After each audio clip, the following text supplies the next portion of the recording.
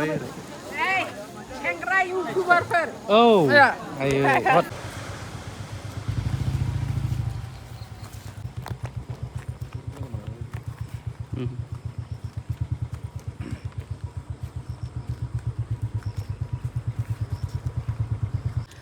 दिनैहाय केथ'लिक धोरोम ख्रिस्टियानाबो गोबां गुबुन गुबुन दं नालाय केथ'लिकफोरनियावबो दिनै गोथैफोरनि फरब होननानै मानियो माने एभ्रि इयार नभेम्बरनि 2 थारिखआव फैदों जों क'क्राझारनियाव दिनै आं फार्स्ट टाइम गोथै बारियाव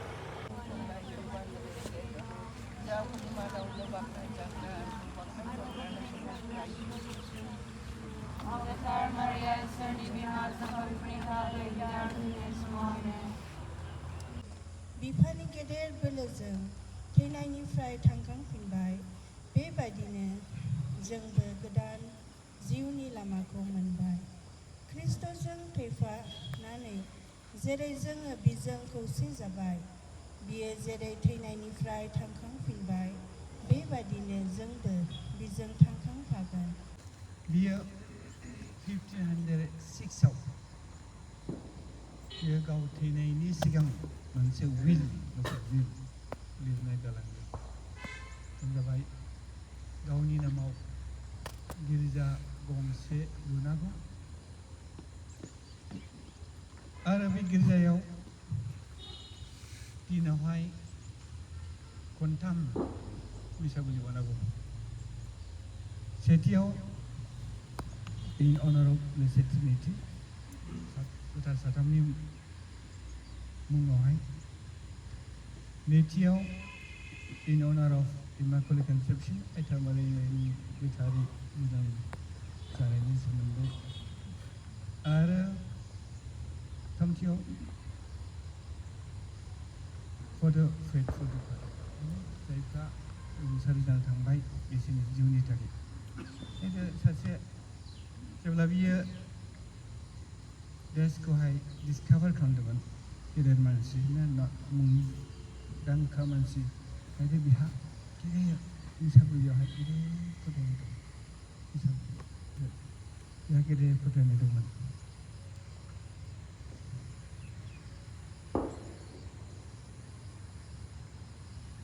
Such was the amazing devotion of Columbus for holy souls in purgatory.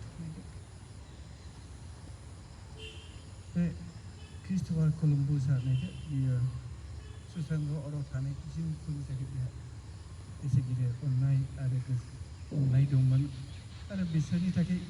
बियो मिसा बुलि बावनोहाय आरो गावनि थाखायबो मिसा बुलि बावनोहाय बियो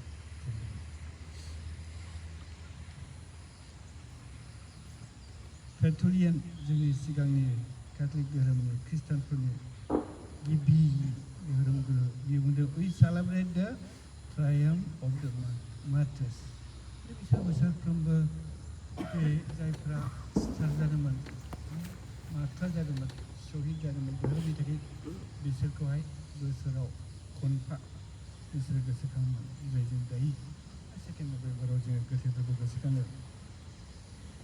बेबायदिनो गोथार आगस्टिन ना गोथार मेलेखानि सालायाबो बियो बुंदों it cannot be doubted that the prayers of the church the holy sacrifice and alms contributed for the departed souls relieve the holy souls and move God to treat them with more clemency than their sins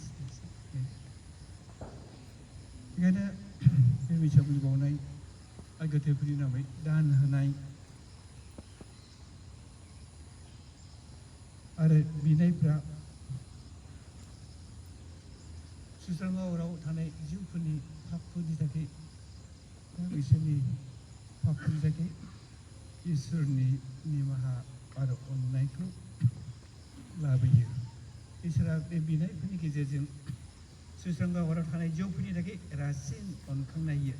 जोंहाबो बिसोरनि पापफ्रा गिदिरब्लाबो फिसाब्लाबो बिनायनि गेजेरजों इसोरा बिसोरनि सायाव रासिन अनखाङो दायो गथायनाय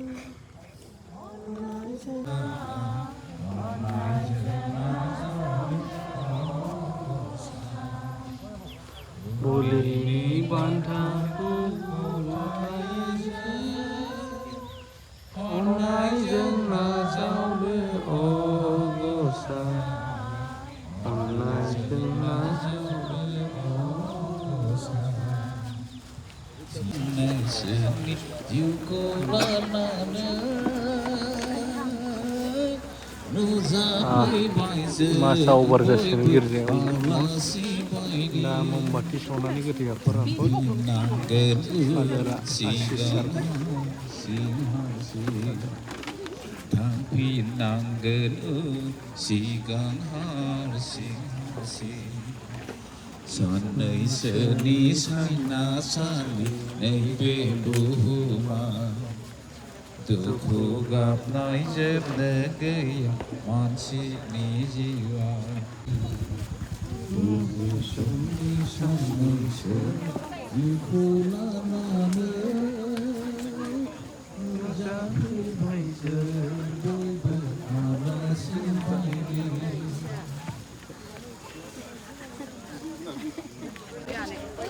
ओरै जायो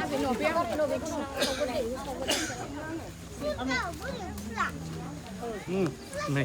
दे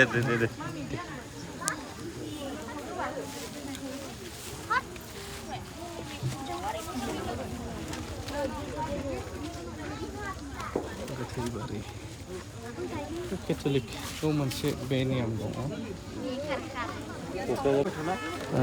बे जाहैबाय जोंना क'क्राझार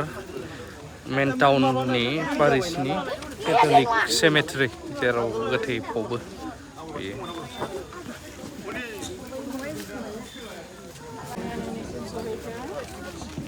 फरमालिटिजों लोगोसे थाथों जों बिनि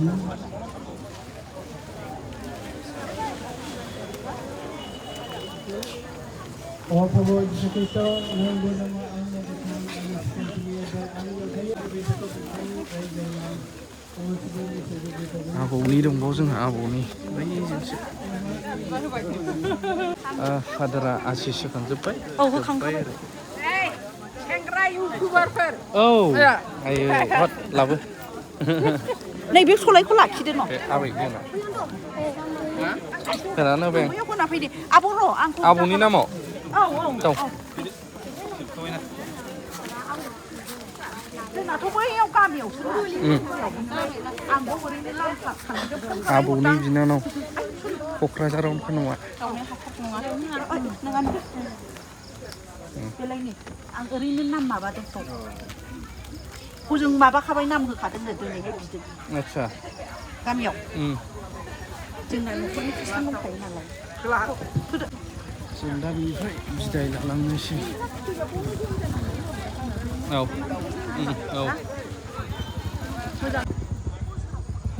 मोनाहांबाय नै ओमफ्रायहाय नैबाव गोदानै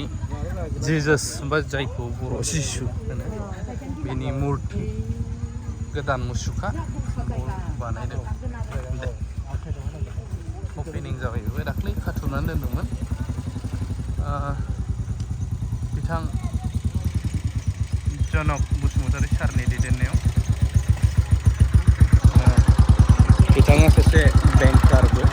क'क्राझारावनो मण्डलिनि बिराद मोजां पारिसनि लिड लाग्रा गोसो गुदुं मानसि औ बे सेमेट्रि दहाय आं देखायखादोंमोन मोनाबाय चार्च जोबनानै फैबाय सफैबाय आङो गोबाङा दाउट जानो हागौ माने ख्रिस्टियानफोरनियाव गोबांनियावनो नभेम्बर 1 थारिखखौ गोथारफोरनि सान मानियो आरो 2 थारिखखौहाय थैनाय मानसिफोरनि सान होननानै मानियो आरो थैनाय मानसिफोरनि थाखायबो गोसोखांनाय हिसाबै आरो बिसोरनि जिउमानि थाखाय बैफोर जायगायावहाय थांनानै फादार बा प्रिस्टफोरा आसिस होयो जायखौ दै सान्थि होनो होनबा गोबाङा मिथियो बेबायदि आरोना थांनानै फैबाय बेवहाय फार्स्ट टाइम हाबनानै दिनै क'क्राझारनि सेमेट्रियाव माबानि केथलिकफोरनि सेमेट्रि बियो ओमफ्राय साइडआव बेप्टिस्टनि दङ